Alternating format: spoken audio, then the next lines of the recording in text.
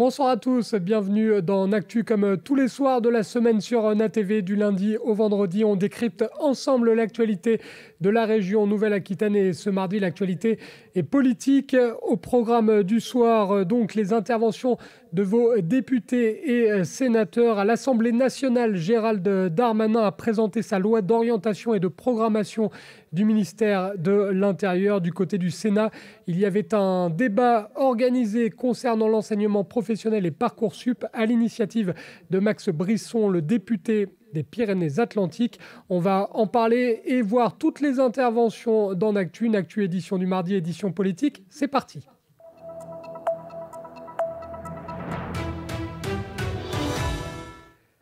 Et je le disais, on débute ce actu du côté du Palais Bourbon où l'intervention du ministre de l'Intérieur était très attendue. Gérald Darmanin qui a présenté devant l'Assemblée nationale sa loi d'orientation et de programmation du ministère de l'Intérieur. Un texte qui prévoit au total 15 milliards d'euros supplémentaires sur 5 ans. En Nouvelle-Aquitaine d'ailleurs, un centre de rétention administrative de 140 places sera créé dans la commune de Mérignac en Gironde bien évidemment. Nous vous proposons de revoir l'intervention du ministre de l'Intérieur Gérald Darmanin qui explique en détail le contenu de cette loi d'orientation et de programmation. L'ordre du jour appelle la discussion du projet de loi adopté par le Sénat après engagement de la procédure accélérée d'orientation et de programmation du ministère de l'Intérieur. Je vous informe qu'à la demande de la Commission en application de l'article 95 alinéa 4 du règlement, la discussion de l'article 1er et du rapport annexé est réservée. Ils seront examinés après l'article 16. La parole est à Monsieur Gérald Darmanin, ministre de l'Intérieur et des Outre-mer.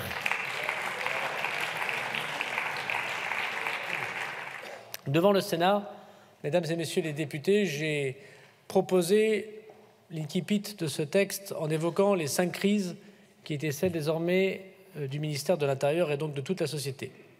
Crise terroriste, crise d'ordre public, crise de la délinquance ou de la violence, crise climatique et crise cyber. Le rôle d'un responsable politique, en dehors des faits divers, est de constater ces crises, de trouver des solutions, de demander des réponses législatives, des réponses budgétaires, parfois des changements de pratiques. Et puis, une fois que nous avons ces moyens exposés, ces dispositions imaginées, nous les présentons devant le Parlement.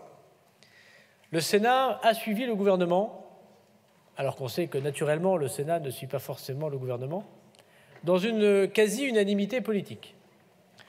Mais après ces 7 péchés capitaux et ces 5 crises, je veux dire devant les représentants du peuple ma volonté de souligner que si vous votez ces 15 milliards de crédits, si vous approuvez son rapport annexé qui détaille ce que nous souhaitons pour le ministère de l'Intérieur au sens large du terme, si vous nous accordez les habilitations législatives que nous vous demandons, que le ministre de l'Intérieur et ses successeurs auront apporté les 12 travaux qu'il nous faudra toutes et tous suivre d'un point de vue, bien sûr, législatif, mais évidemment du point de vue de l'exécutif.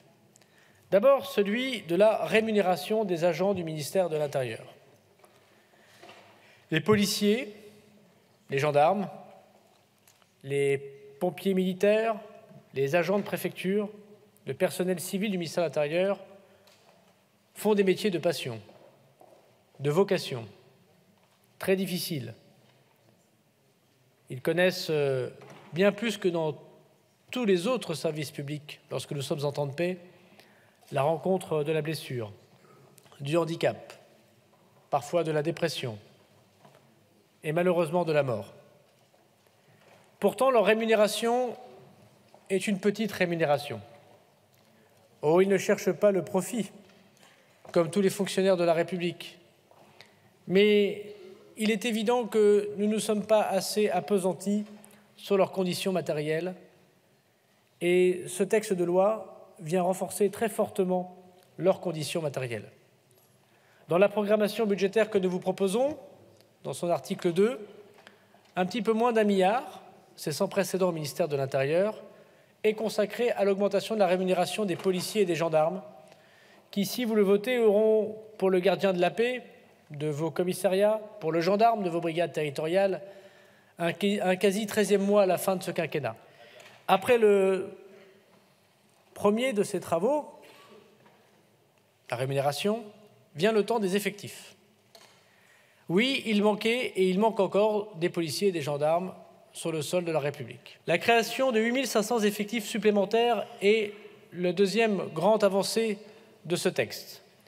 52% de création dans la police, 48% de création dans la gendarmerie. Je veux d'ailleurs dire à quel point le texte est à la hauteur de la demande de nos gendarmes, avec la création en France de 200 brigades nouvelles de gendarmerie à partir de l'été prochain. 500 ont été supprimés en 15 ans. Vous serez sans doute ceux qui vont recréer 200 brigades partout sur le territoire. 15 unités de forces mobiles ont été supprimées depuis 20 ans. Le texte prévoit la création de 11 unités nouvelles de forces mobiles, 7 unités de gendarmerie mobile, 4 de CRS. Ce sera évidemment un moment très important, notamment dans les préparations de la Coupe du monde de rugby et des Jeux olympiques. Troisième sujet, après la rémunération et les effectifs, la formation. Il s'agit en grande partie de quelque chose qui est en train d'être terminé, d'être fait, puisque beaucoup aient été déjà de nature pratique ou réglementaire. Mesdames et messieurs les députés, nous vous demandons les crédits pour pérenniser l'augmentation de la formation de 8 à 12 mois initiale pour les gardiens de la paix et les brigades de gendarmerie. C'est déjà le cas aujourd'hui. De tous leur permettre de passer le bloc OPJ, mais surtout d'améliorer la formation continue, celle sans doute sur laquelle le ministère de l'Intérieur doit faire davantage d'efforts, qu'il s'agisse des violences intrafamiliales ou simplement du maniement des armes ou du sport dans la police nationale ou la gendarmerie. Pour cela, 500 recruteurs nouveaux seront au rendez-vous de cette loi de programmation et nous pourrons y voir aussi beaucoup d'immobilier qui permettent à chaque commissariat d'avoir un stand de tir pas très loin de son site, bien évidemment, de multiplier les endroits de formation. Nous pensons notamment au centre de formation pour la préfecture de police pour son maintien de l'ordre. Aujourd'hui, la plupart de nos policiers et surtout de nos gendarmes doivent aller ailleurs et notamment à Saint-Astier et permettre l'amélioration pour chacune et chacun d'une formation continue juste droit de leur engagement professionnel. Quatrième sujet, le numérique. Mesdames et messieurs, il faut faire l'impôt à la source au ministère de l'Intérieur. C'est-à-dire qu'il faut une révolution numérique au ministère de l'Intérieur.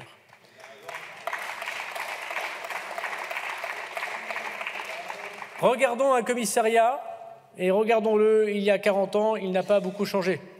Parfois le même immobilier. Et on s'attend parfois à voir Gérard Jugnot sortir de Pinot un peu flic avec un uniforme peut-être légèrement différent aujourd'hui.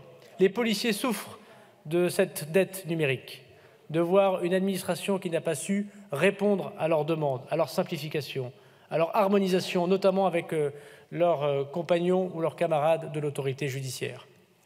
Et c'est pour cela qu'il faut changer le rapport du numérique des citoyens avec la police nationale, pouvoir déposer une plainte en ligne, ce qu'on n'est pas capable de faire aujourd'hui, en 2023.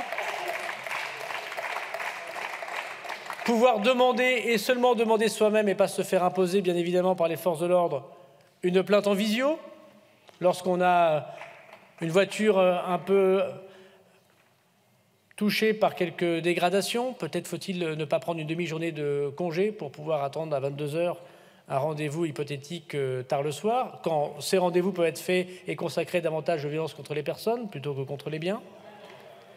Qui ne voit pas aujourd'hui les tonnes de papier qui s'accumulent parce qu'on impose parfois des procédures numériques aux agents du ministère de l'Intérieur lorsqu'il n'y a pas de l'autre côté du tube quelqu'un pour recevoir ces procédures numériques et qu'on demande à tout le monde de réimprimer ces documents afin de les porter au parquet ou au juge d'instruction. Cinquièmement, le cyber. Mesdames, Messieurs, la menace cyber n'est pas une menace qui touche demain ou après-demain vos enfants, vos petits-enfants. Elle nous touche ici et maintenant. Plus de 50% des escroqueries individuelles sont des attaques cyber. Et les cyberdélinquants, il faut les cybercombattre. 1500 cyberpatrouilleurs seront créés grâce à cette loi pour lutter contre la délinquance en ligne, contre la pédopornographie, contre les appels au meurtre, contre les trafics de stupéfiants qui se sont ubérisés ou contre les luttes contre les passeurs qui désormais sur TikTok ou Instagram font de la publicité pour leur terrible cortège. Sixième sujet, l'investigation. La crise de l'investigation est une crise qui touche la police nationale depuis très longtemps. Oui, réussir l'investigation, c'est réussir la police de demain, car il ne sert à rien de mettre des policiers dans la rue, de multiplier les policiers dans la rue, si les enquêtes ne sont pas faites, si les enquêtes ne sont pas bien faites, car dans la réponse pénale, parfois décevante, il y a beaucoup du travail d'enquêteur qui n'a pas pu être tenu parfaitement jusqu'au bout par manque de moyens. Et avant de réclamer des lois plus dures au ministère de la Justice, demandons déjà davantage de formation et d'OPJ pour bien enquêter, pour bien montrer à l'autorité judiciaire qui est responsable de quoi dans une affaire. Septièmement, l'ordre public. Mesdames, Messieurs, nous sommes arrivés dans le temps des manifestations numériques, non déclarées, sans service d'ordre, multiples sur le territoire national. C'est fini le temps où le ministre de l'Intérieur pouvait discuter avec quelques centrales syndicales, se mettant d'accord d'un parcours entre Bastille et Nation avec un service d'ordre. Certes, il y avait parfois des millions de personnes, mais les choses étaient encadrées. Et s'il y avait contestation, elles étaient organisées. Mesdames, Messieurs les parlementaires, j'ai évoqué les violences intrafamiliales tout à l'heure sur l'investigation. Je veux souligner que c'est le 8e des grands défis du ministère de l'Intérieur. Le 9e défi est celui des inspections. Le Beauvau de la sécurité a évoqué bien des propositions de modernisation. Aucune n'est de nature législative, mais elles sont évidemment détaillées dans le rapport annexé. Nous avons tiré toutes les conclusions de ce que nous avons écouté et entendu, y compris dans les comparaisons internationales. Nous publions désormais l'intégralité des rapports de l'IGPN et de l'IGGN. Nous obligeons le DGGN et le DGPN et le préfet de police à prendre des décisions sur les rapports au maximum 2 mois après le rendu de ce rapport. Et promesse tenue, pour la première fois dans l'histoire du ministère de l'Intérieur, c'est une magistrate qui dirige l'IGPN de l'ordre judiciaire. C'est un magistrat qui est numéro 2 de l'IGGN et qui sera, peut-être pas lui-même, mais en tout cas un de ses collègues, magistrat à la tête de l'inspection générale de la gendarmerie nationale.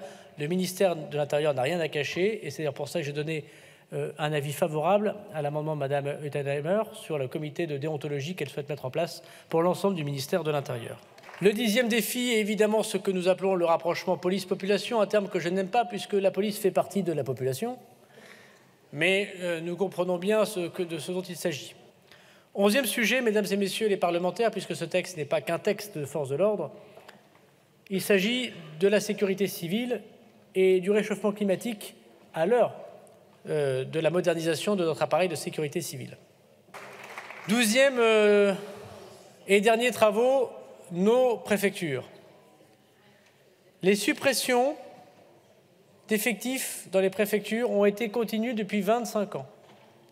Depuis 2 ans que j'ai l'honneur d'être ministre de l'Intérieur, nous avons stoppé cette hémorragie.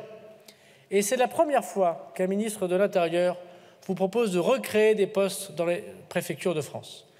Mesdames, Messieurs les députés, j'ai donc brossé les 12 travaux que permet la LOPMI. Pour cela, il faut la voter.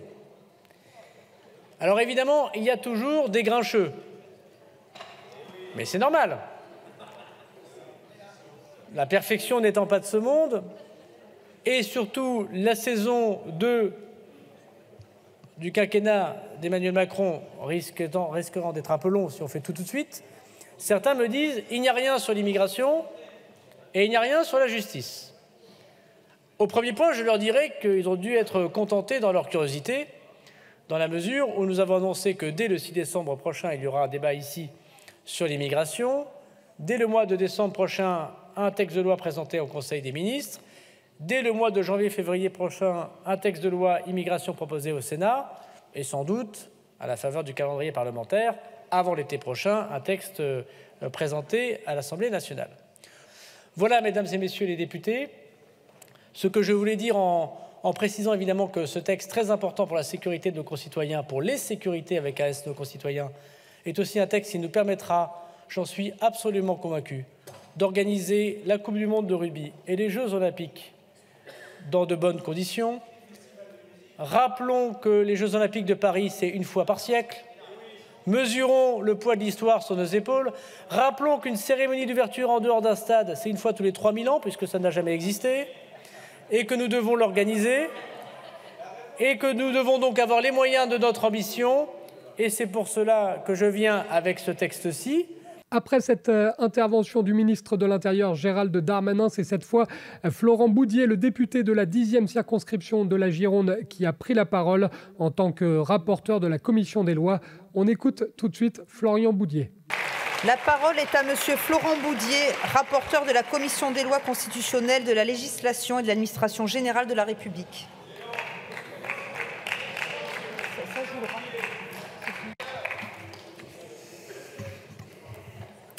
Madame la Présidente, Monsieur le Ministre, Monsieur le Président de la Commission des lois, Monsieur le rapporteur pour avis, mes chers collègues, nous examinons aujourd'hui la première loi de programmation du ministère de l'Intérieur depuis 11 ans et la 4e seulement en 30 ans, avec une ambition très simple, affirmer une trajectoire, construire une continuité pour toutes les missions du ministère de l'Intérieur, à commencer par l'avenir de nos forces de l'ordre, par celui de la sécurité civile, durement éprouvé l'été dernier avec les feux qui ont frappé, notamment le département de la Gironde, et auquel je veux ici rendre hommage.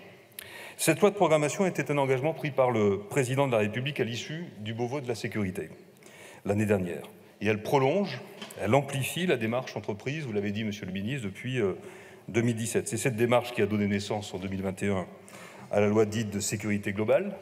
Globale parce qu'elle embrassait toutes les forces de sécurité, les forces d'État, les polices municipales également, ainsi que les entreprises de sécurité privées, pour mieux les encadrer, pour mieux les professionnaliser. C'est cette même démarche qui a abouti à la loi sur la responsabilité pénale et la sécurité intérieure de janvier 2022, loi qui a renforcé la protection de nos forces de l'ordre avec le nouveau délit de violence volontaire contre les policiers et les gendarmes, et l'encadrement également de l'usage des caméras embarquées et des drones. C'est cette même démarche qui a donné lieu à la loi dite Matras en 2021, dont le but était de consolider, avant même les méga-feux, notre modèle de sécurité civile.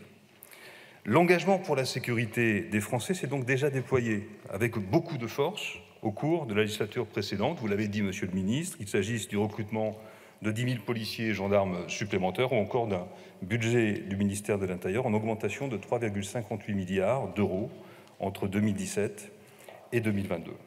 La loi de programmation accentue cet effort avec une progression attendue des engagements du ministère de l'Intérieur sur la durée du quinquennat à hauteur de 21,6% par rapport à l'année 2022. C'est le chiffre d'ailleurs retenu par le Conseil d'État dans son avis.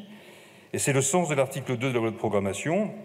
Et j'ai d'ailleurs souhaité, avec votre accord, Monsieur le Ministre, qu'un amendement que je présenterai au rapport annexé retrace la totalité des engagements budgétaires, c'est-à-dire non seulement les volumes par année, ceux aussi affectés par mission budgétaire, mais également les volumes dégagés pour chacun des programmes budgétaires. Et c'est un degré de transparence inédit qui démontre que la LOPMI n'a rien d'une simple déclaration d'intention.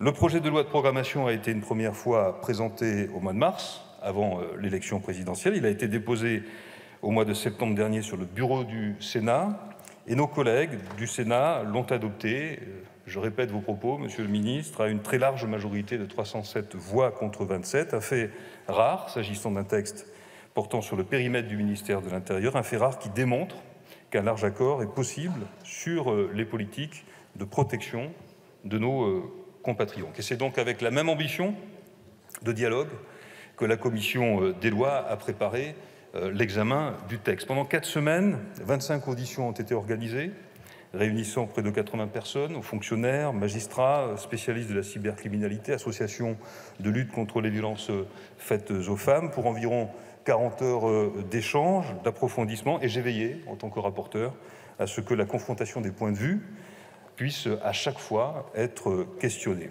Sur les 582 amendements examinés en commission, 145 ont ainsi été adoptés. 70 étaient le fruit de mes propres travaux préparatoires, je dois confesser plusieurs rédactionnels. 5 provenaient de la commission de la Défense, et j'en remercie son rapporteur pour avis, Xavier Battu. 36 amendements étaient issus des rangs de la majorité, 34 adoptés provenaient des groupes d'opposition. Ils persistent bien sûr des divergences et nous le constaterons dans quelques instants à travers la motion de rejet déposée par nos collègues du groupe LFI. Mais à ce stade, et d'ores et déjà, les contributions à la loi de programmation en commission ont été plurielles. 42 amendements ont ainsi été adoptés au rapport annexé à l'article 1er de la loi de programmation, avec cette particularité propre aux lois de programmation que le rapport annexé n'a pas de portée normative, mais présente la feuille de route des objectifs de transformation que le ministère de l'Intérieur entend porter pour son propre fonctionnement. Et si je peux ajouter cette précision, pour son propre fonctionnement, pas celui des autres, c'est-à-dire pas celui de la justice, pas non plus les polices municipales, les collectivités territoriales qui n'entrent pas dans le champ de ce texte, contrairement d'ailleurs à la loi de sécurité globale qui concernait directement les polices municipales, sous le contrôle d'ailleurs très vigilant, on s'en souvient, du Conseil constitutionnel.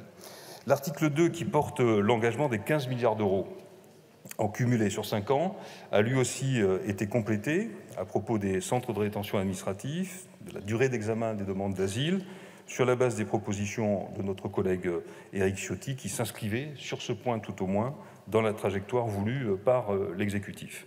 L'article 4 sur l'encadrement du marché de l'assurance des cyberattaques a été largement retravaillé par notre commission. 3 amendements portés par nos collègues Anne Le Hénan, Philippe Latombe, Mounir Bellamiti ont permis d'en élargir le dispositif au-delà du seul sujet très sensible des rançongiciels. 3 nouveaux articles ont également été introduits après l'article 4, sur proposition de nos collègues Benjamin Haddad et Jean-Pierre Cubert-Tafon, pour déployer des moyens d'enquête plus puissants en cas de cyberattaque sur les systèmes de traitement automatisé de données.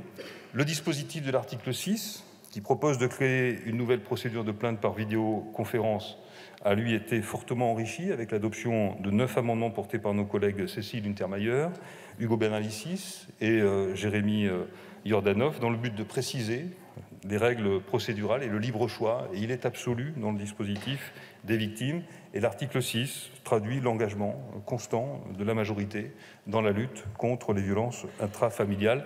J'ajoute qu'à l'initiative de notre collègue Sandra Régol, nous avons complété le code de procédure pénale pour prévoir que les victimes ont le droit d'être reçues, entendues, prises en charge par un agent formé à l'accompagnement des personnes victimes de discrimination liées à leur identité de genre ou à leur orientation sexuelle. Et dans le même esprit, nous avons adopté l'article 7, des amendements de nos collègues Raphaël Gérard, Sabrina Sebailly, Erwan Balanan et moi-même, pour ouvrir le délit d'ouvrage sexiste et sexuel aux faits commis à raison, là aussi, de l'identité de genre, vraie ou supposée, de la victime.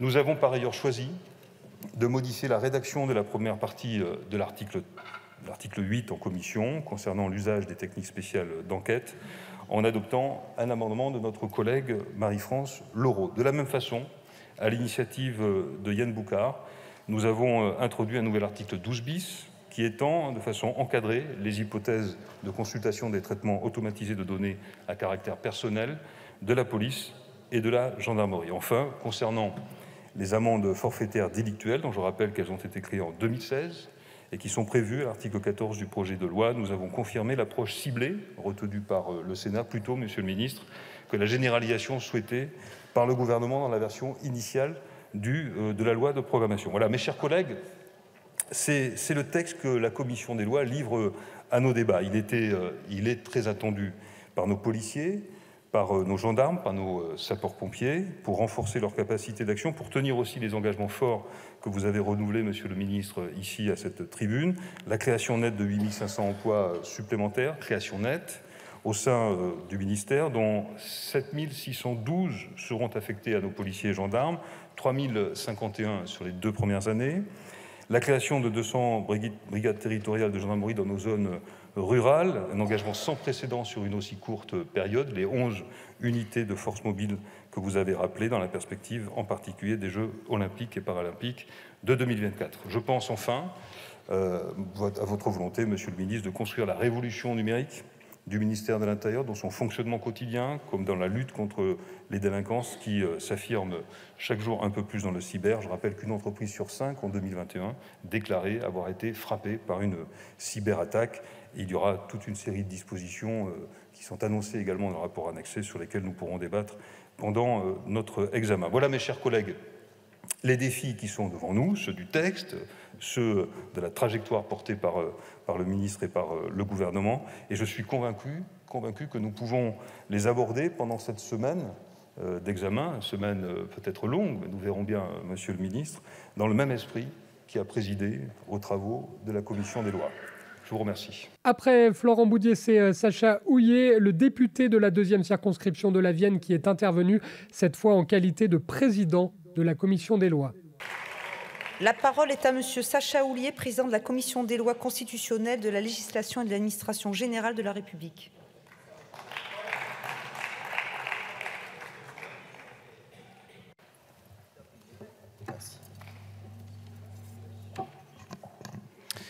Madame la Présidente, Monsieur le Ministre, Monsieur le rapporteur, chers collègues, vous l'avez dit, Monsieur le Ministre, cette loi, ça fait 2 ans que nous la préparons. 2 ans depuis que devant notre commission, Monsieur le Ministre, vous aviez égrené les enjeux et les difficultés de la police. Les 7 péchés capitaux, avez-vous dit. Le manque d'encadrement, le manque de formation, les moyens matériels et humains nécessaires, les conditions du recours à la vidéo, le renforcement de la confiance dans nos inspections, des citoyens dans leur police et l'amélioration des relations entre la police et la justice. Et donc la loi d'orientation et de programmation du ministère de l'Intérieur, elle est la réponse à ces enjeux. Elle est surtout la réponse aux légitimes demandes de nos concitoyens à voir leur sécurité garantie. Et pour des raisons d'intelligibilité de la loi, pour qu'aucune force politique n'ait la pudeur de ne pas la voter, vous avez accédé à ma demande estivale en découpant cette LOPMI et en l'amputant de son volet immigration que nous étudierons bientôt et pour lequel vous avez bien voulu faire des ajouts, là encore, à la demande de la Commission et de ses membres, et du texte sur les Jeux Olympiques qui concerne davantage les questions de vidéoprotection. Accéder à ma demande pour présenter un texte bref. Bref, oui, mais riche. 15 milliards d'euros, 8 500 policiers et gendarmes qui s'ajoutent aux 10 000 que nous avons déjà recrutés lors du dernier quinquennat, 200 brigades de gendarmerie, un 13e mois pour les agents du ministère de l'Intérieur. Vous avez décrit ces enjeux. Bref, mais clair, puisque comme le disait le directeur départemental de la sécurité publique de Haute-Garonne, et j'emprunte ces mots, c'est le retour de la police de proximité. C'est le retour de la police et de la gendarmerie qui réinvestit le terrain. Ce sont ces cités marseillaises où sont menées des opérations de pilonnage des points de deal. Ce sont ces campagnes où nous réimplantons des brigades de gendarmerie avec les maires, là où d'autres les avaient avant nous fermées. C'est aussi Cayenne, où nous répondons présents face aux bandes violentes qui empoisonnent la vie de nos compatriotes ultramarins. Ce sont encore 300 policiers supplémentaires à Marseille, 160 à Montpellier, à Béziers, 160 à nouveau à Lille, 70 à Nantes. Je pourrais citer toutes ces villes socialistes qui bénéficient de nouveaux policiers ou gendarmes. Ça l'a été. Et donc vient une question, chers collègues. Quel responsable politique pourrait s'opposer à un retour en force du service public? Cette LOPMI, c'est donc du plus et c'est aussi du mieux. Mieux, car c'est d'abord la garantie d'une lutte implacable contre le sentiment d'impunité, d'un combat acharné contre les arnaques et la cybercriminalité. Ce sont aussi des outils qui frappent autant les particuliers que nos grands services publics, comme dernièrement l'hôpital de Corbeil-Essonnes. Ce sont des policiers, des gendarmes, des pompiers qui sont mieux équipés, mais qui restent loin du fantasme des Robocop, qui sont colportés par certains. Ce sont des caméras généralisées, des fichiers accessibles depuis toutes les tablettes sur place, des opérations ou des solutions pour mieux appréhender les catastrophes, garantir la performance des outils qui sont mis entre les mains des agents publics. Mieux, c'est aussi la garantie de l'effectivité et de l'aggravement des sanctions contre les outrages sexistes. Mieux, c'est l'effectivité d'une sanction pour tous ces petits larcins, tous ceux qui restaient impunis car la procédure était trop complexe, trop longue et que la chaîne judiciaire était enrayée. Qui, pour se plaindre que l'amende forfaitaire délictuelle verbalise dorénavant et sanctionne le trafic de stupes qui demeurait impuni. Mieux, c'est enfin l'assouplissement de la rigidité procédurale. C'est la conséquence directe, avec des forces de l'ordre plus libres, d'être déployées dans la rue plutôt qu'enfermées dans les commissariats à taper des procès-verbaux. Mieux, de ce point de vue, et je l'espère, c'est une LOPMI qui préfigure les états généraux de la justice dans lesquels la procédure pénale sera intégralement repensée. Alors, il y a bien des esprits chagrins pour juger que cette loi est trop peu de choses. Mais ils considèrent déjà que l'état de droit est trop de choses en lui-même. Il y a aussi des propos outranciers qui tenteront de salir l'uniforme et les femmes et les hommes qui le portent. J'en appelle donc à tous les collègues qui croient dans la nécessité d'assurer à nos concitoyens une vie paisible. Je demande à ceux qui pensent que nous devons protéger les Français et rapprocher les forces de sécurité intérieure de la justice et des citoyens de prendre leurs responsabilités.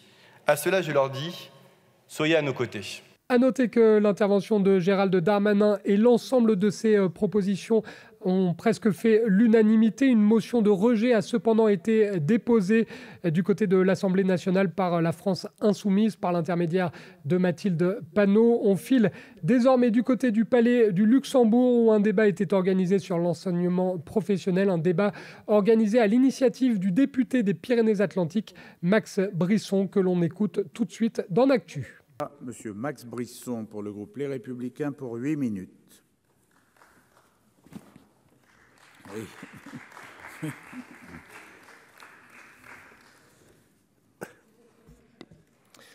Monsieur le Président, Madame la Ministre, mes chers collègues, avec un élève sur 3 du second cycle du secondaire, soit 650 000 élèves inscrits après la troisième pour être formés du CAP au baccalauréat, l'enseignement professionnel est une voie importante de notre système éducatif. Pourtant, la filière a perdu 100 000 élèves en 20 ans et ses résultats pour l'obtention d'un emploi sont décevants. 2 ans après avoir obtenu leur diplôme, seuls 41% des titulaires d'un CAP et 51% des bacheliers professionnels trouvent un emploi. Pour beaucoup de jeunes, l'enseignement professionnel est vécu comme une voie de relégation, une sanction à leurs difficultés scolaires, une filière de l'échec. Alors qu'elles sont valorisées dans d'autres pays comme l'Allemagne, la Suisse ou les Pays-Bas, les formations professionnelles souffrent en France d'une image dégradée qui ne fait rêver ni les jeunes ni leurs parents. Il n'est pas étonnant dans ces conditions que l'affectation en filière professionnelle reproduise les inégalités existantes. Un élève issu de milieux défavorisés a 93% de probabilité d'être orienté vers un lycée professionnel. Et plus de la moitié des lycéens de cette filière vient de quartiers défavorisés, selon une étude réalisée par Sciences Po. Un tiers des élèves de l'enseignement professionnel sont boursiers, soit le double des élèves de l'enseignement général. Les enfants de cadre ne représentent que 7% des effectifs de la voie professionnelle. L'éducation nationale a une responsabilité en la matière, en ne valorisant que par trop les disciplines générales, avec des enseignants ne connaissant pas ou peu les filières professionnelles, ni même souvent les métiers vers lesquels elles mènent. Il est également incontestable que trop de jeunes sont formés à des métiers qui ne débouchent pas sur un emploi à la sortie du bac. Ainsi, 60% des lycéens professionnels sont scolarisés dans des filières tertiaires du bac professionnel, alors que celles-ci recrutent au niveau bac+2. Plus largement, les effectifs sont surtout concentrés en commerce et vente et sanitaire et social. Or, mis à part l'aide à domicile et l'hôtellerie-restauration, les pénuries de compétences se focalisent aujourd'hui dans l'industrie. Or, c'est dans ce secteur que les lycées professionnels réussissent le mieux. Et ce sont souvent ceux où les synergies avec les entreprises locales sont les plus fortes. Ainsi, au Sables d'Olonne, au lycée Éric Tabarly, où s'exprimait le 13 septembre dernier le président de la République, on trouve en effet des formations insérantes telles que la chaudronnerie ou la maintenance nautique, preuve que le système abrite aussi de réelles pépites. Et c'est justement à la suite des déclarations du président de la République que le groupe Les Républicains a demandé le présent débat. L'annonce d'une réforme d'ampleur au Sables d'Olonne par le chef de l'État interpelle en effet sur le fond et la forme. La réforme de 2019 n'entendait-elle pas déjà favoriser les synergies entre la voie scolaire et le monde de l'apprentissage pour que les deux systèmes jouent la carte de la complémentarité? Selon les termes du ministre d'alors, ne s'agissait-il pas de transformer les établissements professionnels en Harvard professionnels? Cette ambition semble avoir tourné court. Pourtant, sans analyse de la réforme de 2019, les annonces faites par le président de la République fixent dès à présent un cadre précis.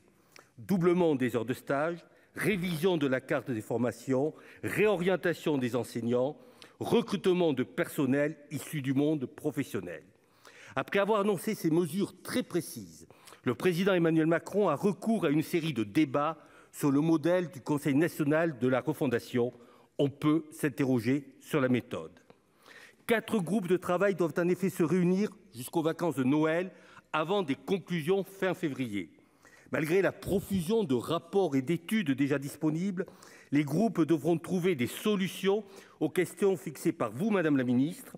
Comment réduire le nombre de décrocheurs? Comment mieux préparer les poursuites d'études supérieures? Comment améliorer le taux d'accès à l'emploi? Comment donner des marges de manœuvre aux établissements tout en conservant le caractère national des diplômes? Les groupes composés de représentants des syndicats, des régions, des parents d'élèves, des établissements, des entreprises ou encore des collectivités sont pilotés par un recteur accompagné d'un inspecteur général. Après les inquiétudes provoquées par les réformes annoncées par le chef de l'État au Sables-d'Olonne, on comprend la volonté du gouvernement de manifestement rassurer. Cependant, les principaux syndicats d'enseignants qui dénoncent un passage en force ont refusé de participer à ces groupes de travail. Une mobilisation a eu lieu le 18 octobre dernier et doit être renouvelée cette semaine. Elle traduit les difficultés de mise en œuvre des pistes proposées par le chef de l'État. La double tutelle exercée dorénavant sur la réforme des lycées professionnels par les ministères du Travail et de l'Éducation nationale est également l'objet d'inquiétudes. Certains y voient le renforcement bénéfique du lien entre les lycées professionnels et le marché du travail. D'autres y voient le signe d'une atteinte à la spécificité de leur statut et craignent que l'augmentation, voire le doublement de la durée des stages, prive de centaines d'heures d'enseignement les jeunes qui en ont le plus besoin. Sans trancher le débat, en observant simplement les évolutions des différents pays, on ne peut que constater qu'il n'y a pas de formation professionnelle de qualité qui ne repose sur un solide socle commun de culture et de compétences générales.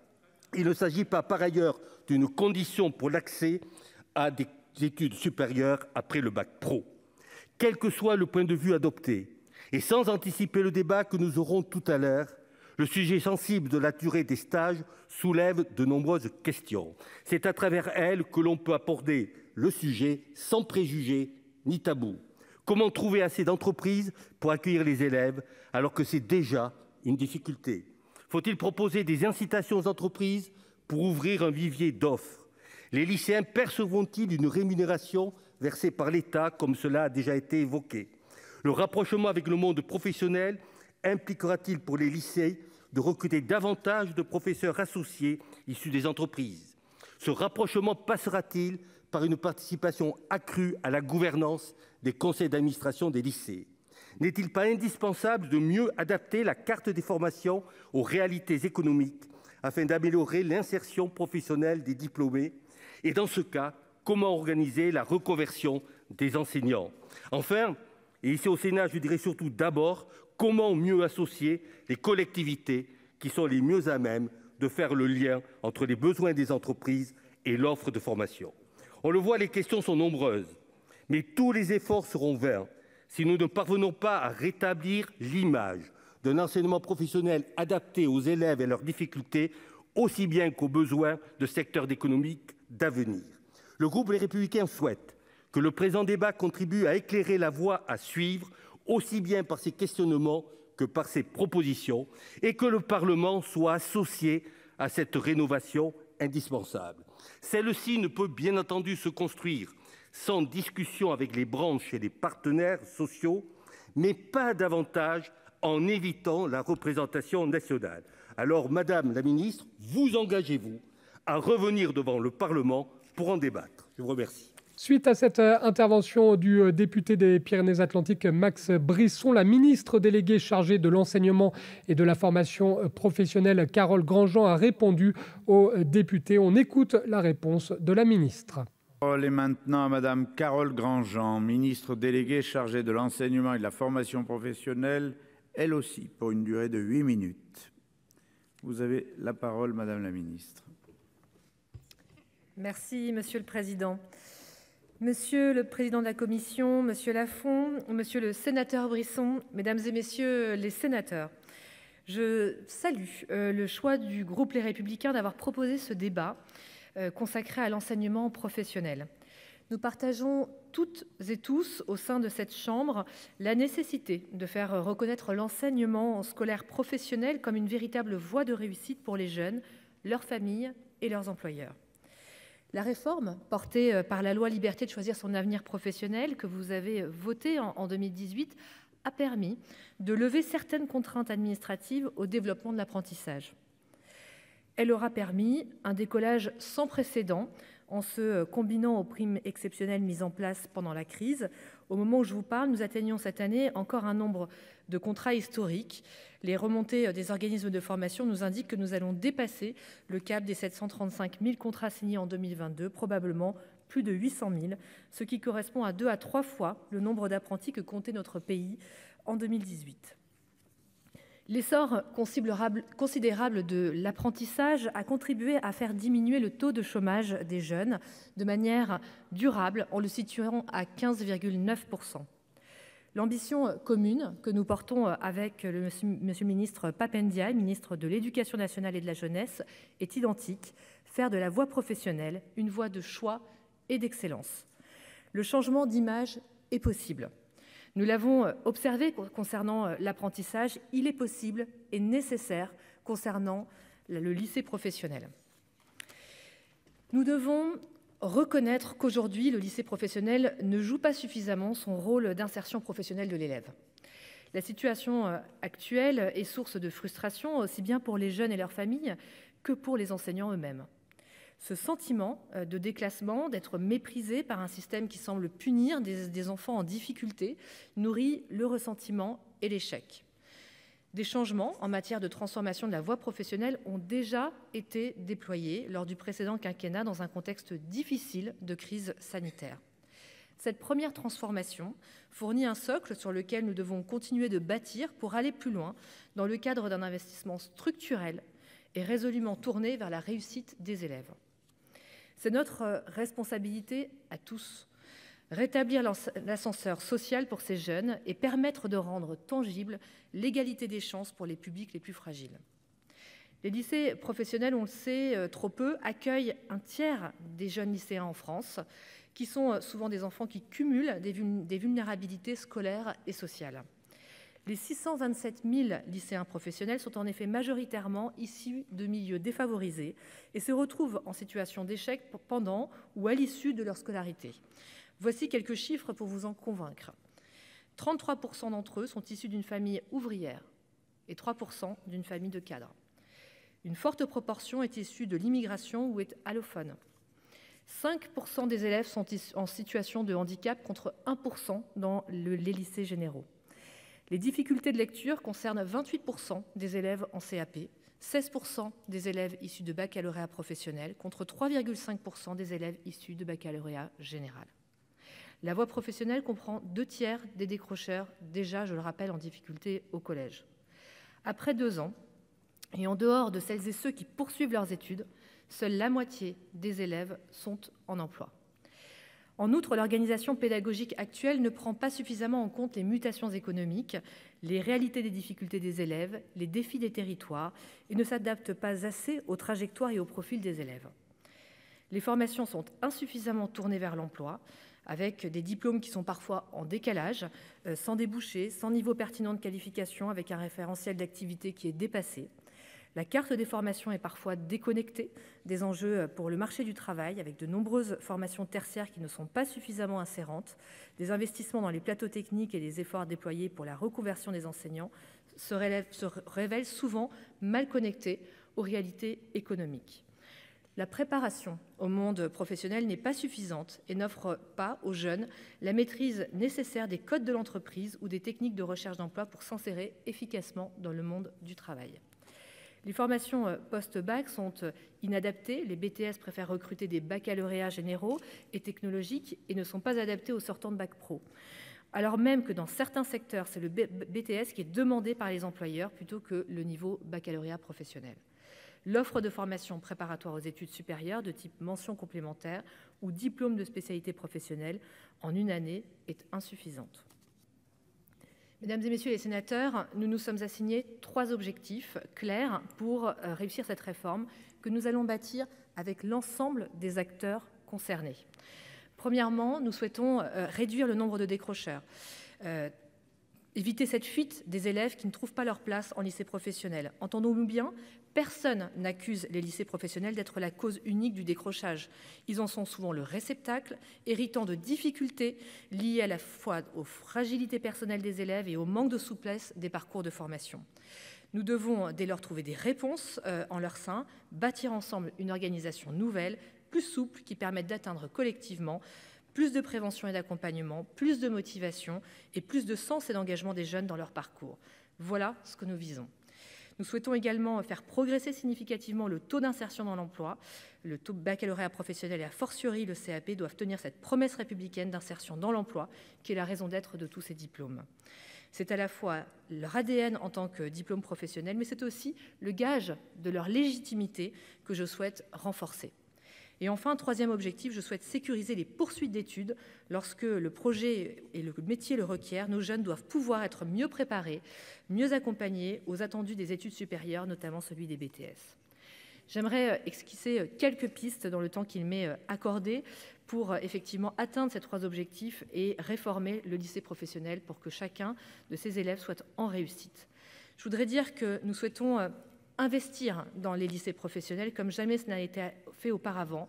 C'est la première fois qu'un président de la République porte à cette échelle, lors d'une campagne et lors de son projet présidentiel, la voie professionnelle. Je crois que c'est véritablement une volonté d'accompagner l'amélioration de la formation initiale et continue des professeurs eux-mêmes, mais aussi la volonté de construire des formations d'avenir à destination d'élèves qui soient davantage en phase avec la préparation des grands défis collectifs de demain. Je pense évidemment aux transitions écologiques et numériques, mais aussi à la révolution de la longévité, c'est-à-dire les enjeux du vieillissement de la population, ou encore le défi de la transition vers une société plus inclusive et plus solidaire, qui passe vers un meilleur accompagnement du handicap dans tous les secteurs, et enfin notre politique de souveraineté économique et de réindustrialisation du pays. La multiplication des périodes de formation en milieu professionnel, les stages, combinés à la gratification des élèves pour ces périodes, doivent permettre de rapprocher encore davantage le lycée professionnel du monde de l'entreprise et de conforter la motivation des élèves et leur engagement à réussir. Elle participe à donner du sens, de l'expérience et des contacts. Elle vient renforcer ce lien qui permet effectivement d'être véritablement dans des périodes de formation qui se situent en milieu professionnel, renforcer bien sûr les enseignements généraux, et Monsieur le Président de la République l'a rappelé, car les entreprises en ont autant besoin, celles des compétences professionnelles, des compétences techniques, que de citoyens éclairés dans leur entreprise. Voilà, je voudrais simplement effectivement conclure en disant que nous avons lancé 4 groupes de travail, que ces 4 groupes de travail associent très largement les acteurs du monde de la formation, du monde de l'éducation, du monde économique, du monde des régions, bien sûr, qui sont des partenaires. Des auditions sont également engagées. Non, Madame la Ministre, vous répondrez aux questions.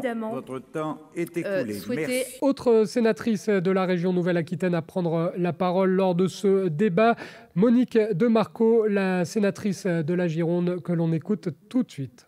Mes chers collègues, au Sable d'Olonne, le 13 septembre, le président de la République a évoqué les grands axes de la réforme des lycées professionnels. Rapprocher les lycées professionnels des entreprises, fermer des formations et en ouvrir d'autres. Le tout en lien avec les régions, bassin d'emploi par bassin d'emploi. Autant de bon sens serait louable s'il ne se bornait pas à décrire l'existant. Car c'est déjà le cas. Le lycée de la mer de Gujan-Mestras, près d'Arcachon, ne traite pas de la montagne. Et les lycées des métiers du bois se trouvent déjà dans les régions forestières comme les Landes. Ce qui relève moins du bon sens, en revanche, c'est la tendance au détricotage de l'enseignement professionnel dans le secondaire, dans laquelle s'inscrit cette réforme. Moins d'établissements, moins d'élèves, moins d'heures d'enseignement, moins de moyens, moins d'enseignants. Et là, cette logique n'a pas disparu des objectifs des groupes de travail initiés suite à la mobilisation exceptionnelle du 18 octobre des professeurs du lycée professionnel et des syndicats. Aujourd'hui, plus de 26% des lycéens obtiennent un bac professionnel et pourtant, ils ne représentent que 6% des étudiants à l'université et 17% en BTS. À côté de leur connaissance plus précoce du monde de l'entreprise, les lycéens de ces filières doivent pouvoir bénéficier d'un socle d'enseignement général leur permettant de pouvoir prétendre, si c'est leur ambition, à des cursus dans le supérieur. C'est le cas de la moitié d'entre eux aujourd'hui. Je pense notamment aux écoles supérieures de journalistes et de communication qui accueillent dans leurs murs des bacs pro artisanat et métiers d'art de l'option communication visuelle plurimédia, tant l'agilité numérique et technique est devenue capitale pour ces filières. Pensez-vous sincèrement qu'à la réforme que vous entendez mettre en place donne aux bacheliers professionnels une chance égale pour accéder à des formations supérieures en adéquation avec leurs aspirations personnelles? Merci. La parole est à Madame la ministre. Merci Monsieur le Président, Madame la Sénatrice. Au fond, vous m'interrogez sur l'enjeu de sécuriser la poursuite d'études pour les jeunes, et c'est évidemment un des enjeux majeurs de la réforme que nous souhaitons porter, avec un groupe de travail qui travaille spécifiquement sur ce sujet pour accompagner un certain nombre de propositions, répondre aux défis qui se posent aussi sur la fragilité des élèves, leurs difficultés, préparer la poursuite d'études lorsque le projet le requiert ou le métier effectivement le nécessite. Il s'agit pour nous clairement de nous baser sur un constat que les élèves ont plus de mal à entrer dans les études supérieures et que quand ils y entrent, ils ont plus de mal à obtenir le diplôme d'enseignement supérieur. Fort de ce constat, nous sommes évidemment convaincus qu'il faut accompagner la sécurisation de leur parcours, les mettre là aussi en situation de réussite après le CAP ou le bac pro, parce que ce sont des diplômes professionnels et qu'ils doivent permettre aussi une insertion directe, mais ils doivent aussi permettre une poursuite d'études lorsque le jeune le souhaite ou que le métier le requiert. Nous avons finalement proposé au groupe de travail d'imaginer plein de choses. Ça pourrait être des temps complémentaires post-diplôme, mais ça pourrait être aussi la préparation pré-bac ou pré-CAP pour accompagner, réajuster des enjeux de niveau, de savoirs fondamentaux que vous évoquiez à juste titre. Encore une fois, je n'oppose en aucun cas l'enjeu des savoirs fondamentaux à l'enjeu du rapprochement école-entreprise et des temps de stage. Je crois que l'un et l'autre trouvent toute leur place pour accompagner le projet professionnel de l'élève. Au fond, vous avez des formations qui mènent à des métiers d'avenir et des métiers qui insèrent durablement. C'est un enjeu primordial pour nous, c'est d'accompagner chaque jeune qui le souhaite ou dont le métier le requiert. Dire que, évidemment, c'est systémique. Il n'y a pas qu'un seul levier pour accompagner la sécurisation des parcours et que c'est donc tout l'objet du groupe de travail qui va travailler sur ce sujet, sécuriser la poursuite d'études, mais en la préparant également. Enfin, la dernière intervention du soir dans N'Actu est celle de Max Brisson, député des Pyrénées-Atlantiques, qui est à l'initiative, on le rappelle, de ce débat organisé du côté du Sénat. Cette fois, Max Brisson est intervenu sur le bilan de Parcoursup et a interpellé Sylvie Retailleau, la ministre de l'Enseignement supérieur et de la Recherche. Monsieur le Président, Madame la Ministre, mes chers collègues, je voudrais remercier le groupe CRCE pour ce débat et saluer l'intervention gaulienne de Pierre Ouzoulias tout à l'heure. En 2019, au Sénat, Jean-Michel Blanquer déclarait à propos de Parcoursup et de la réforme du baccalauréat: pour la première fois, un véritable pont s'est construit entre l'enseignement supérieur et l'enseignement secondaire. 3 ans après, ce pont est-il véritablement en place? On peut en douter. Pourtant, en 2018-2019, une opportunité sans précédent se dessinait. Le mécanisme APB était à bout de souffle et Parcoursup paraissait s'imposer pour apaiser l'entrée dans le cycle des études supérieures avec un système d'orientation où le dossier de l'élève et donc ses capacités étaient davantage considérés. Au fond, Parcoursup apparaissait comme le moyen de renouer avec une école méritocratique à un moment où beaucoup de parents criaient leur inquiétude de voir leurs enfants dans l'incapacité de prendre un ascenseur qui ne les avait pas eux-mêmes conduits là où notre société leur avait au moment laissé espérer une place. C'est bien dans ce contexte qu'est intervenue la réforme de Parcoursup, puis celle du baccalauréat. Et là, c'est bien dans cet ordre que la réforme a été conduite, malgré les nombreuses alertes qui étaient alors lancées sur l'inversion du calendrier des réformes. À l'origine, l'effort majeur devait porter sur l'orientation. 3 ans après, le constat est implacable, comme l'ont montré tour à tour Sylvie Robert et Jean Ingré. La dotation horaire qui lui est consacrée est insuffisante. Bien souvent, ces heures sont utilisées pour terminer les programmes. De plus, les professeurs manquent de formation et parfois d'indications pour accompagner les élèves dans leur choix de spécialité et leur poursuite d'études. Si la réforme est inachevée, c'est parce qu'au lycée, elle ne s'est pas donné les moyens de sa réussite. De même, elle s'est très inégalement enclenchée dans l'enseignement supérieur qui peine à s'adapter. On constate qu'en dehors de quelques associations de spécialités qui débouchent sur des parcours construits de poursuite des études, les spécialités du lycée restent mal articulées avec les formations de l'enseignement supérieur. Seule une petite partie minoritaire des établissements d'enseignement supérieur ont en effet réellement anticipé la réforme pour prendre en compte des profils plus diversifiés. À l'opposé, la plupart attendent pour agir l'arrivée de la première cohorte de lycéens ayant éprouvé cette réforme sur la totalité de leur scolarité dans le secondaire. Plus grave encore, dans de nombreuses formations supérieures, les résultats du tronc commun sont davantage mis en avant que les spécialités. Cela va à l'encontre de la réforme, cela lui tourne le dos. En effet, l'un des objectifs était de faire émerger des parcours plus personnalisés, incarnés par le choix de spécialités, avec un objectif essentiel, celui de la plus grande réussite des étudiants dans le supérieur. Le fossé entre le sup et le SCO est définitivement consommé lorsque l'on sait que plus de la moitié des élèves abandonnent entre la première et la terminale des spécialités comme sciences de l'ingénieur ou numérique et sciences numériques par crainte de ne pas être pris en classe préparatoire, alors même que les écoles d'ingénieurs sont désireuses de ces spécialités. C'est là que l'on mesure l'échec de la réforme.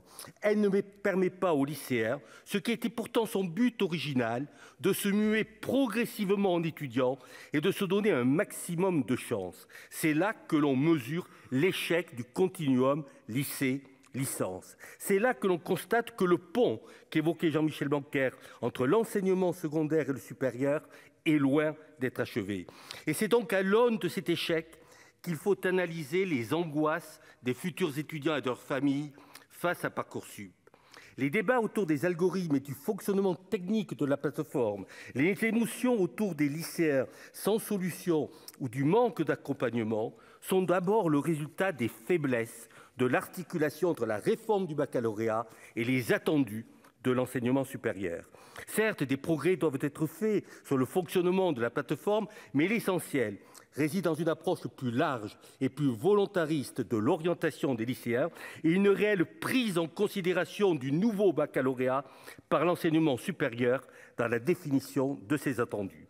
Et en effet, au-delà des enjeux inhérents à la plateforme Parcoursup et à son fonctionnement, c'est bien le continuum lycée-licence, Bac-3, Bac+3 qui reste à construire. C'est le pont dont parlait Jean-Michel Blanquer qui reste à constituer. Alors, Madame la Ministre, comment envisagez-vous, au-delà des améliorations du fonctionnement de la plateforme, à travailler avec votre collègue de l'Éducation nationale, à construire ce continuum et un système d'orientation qui permette de manière apaisée à des lycéens de trouver dans l'enseignement supérieur l'approfondissement de leur choix fait au lycée?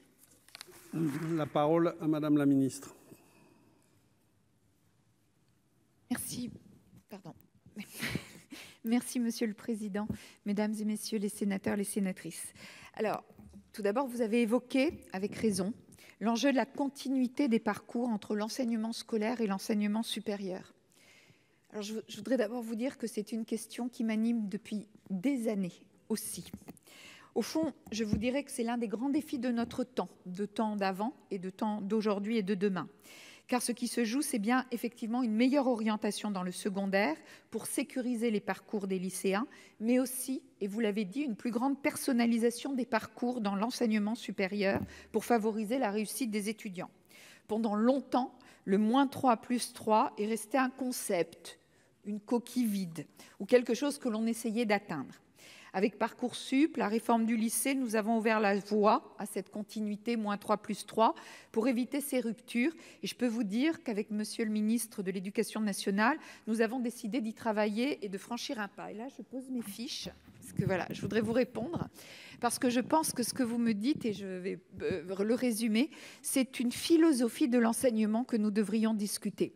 C'est que nous sommes au XXIe siècle, vous avez parlé du numérique, vous avez parlé du digital, je pourrais vous parler des sciences pour l'ingénieur, de beaucoup de disciplines ou de compétences ou de connaissances dont ont besoin nos jeunes aujourd'hui. Et je pense que c'est plus aujourd'hui que de revoir la continuité du -3+3, même si elle est nécessaire et nous devons y travailler. C'est une philosophie de, comme dirait Montaigne, de savoir s'il faudrait une tête bien faite ou bien apprendre à apprendre. Et je peux vous dire que c'est vraiment un repensé de ce dont a besoin nos élèves et nos étudiants tout au long de leur parcours, tout au long de leur métier, en connaissances et en compétences que nous devons apprendre au lycée, à l'université, dans les écoles. Je pense que c'est un travail de fond que nous devons mener dans le cadre du -3+3, mais dans le cadre d'un enseignement pédagogique du 21e siècle, avec des passerelles et avec une formation qui doit être une formation tout au long de la vie. Et c'est une refonte complète que nous devons repenser, non seulement dans le -3+3. L'actu édition du mardi, c'est désormais terminé. Vous pouvez bien sûr revoir en replay cette émission si vous avez manqué une partie des interventions politiques de la région Nouvelle-Aquitaine. Vous allez sur YouTube, sur la page NATV, et vous pouvez revoir cette émission comme toutes les autres d'ailleurs de notre antenne. On se retrouve demain à 19h pour une nouvelle émission de N'Actu, une émission qui sera consacrée cette fois aux questions au gouvernement qui ont, vous le savez, toujours lieu le mardi du côté de l'Assemblée nationale. Dans un instant, vous avez rendez-vous avec le Nasport Show, pas mal d'infos. Christophe Furiot s'est annoncé sur le départ du côté de l'UBB. Il y avait des courses hippiques lundi du côté de l'hippodrome de Bordeaux-le-Bouscat. Et puis, on parlera basket avec l'équipe de France qui était à Pau et qui s'est qualifiée pour la Coupe du Monde. Pas mal d'infos donc si vous êtes fan de sport avec le Nasport Show dans un instant. On parlera également de la 12e édition de la Route du Rhum. On approche de la grande arrivée du côté de Pointe-à-Pitre. Je remercie Paul Maison-Regnault à la réalisation de cette émission. Je vous remercie pour votre fidélité. Je vous souhaite une très bonne soirée sur NATV.